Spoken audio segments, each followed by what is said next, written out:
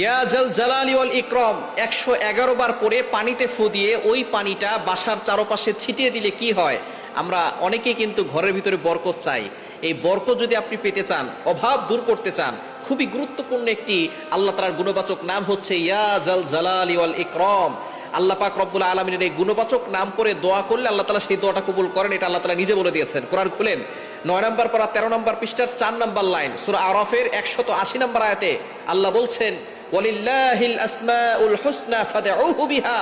আল্লাহ পাক রব্বুল আলামিন জানিয়ে দিয়েছেন আল্লাহ তাআলার এই গুণবাচক নাম করে যদি কোনো ব্যক্তি দোয়া করে আল্লাহ তাআলা সেই দোয়াটা কবুল করে নেন, অ্যাকসেপ্ট করে নেন। সুতরাং ইয়া জাল জালালি ওয়াল ইকরাম আল্লাহ তাআলার গুণবাচক নাম, এই নাম পড়ে আপনি 111 বার পরে যদি পানিতে ফু দেন, ওই পানিটা একটা বরকতময় পানি হয়।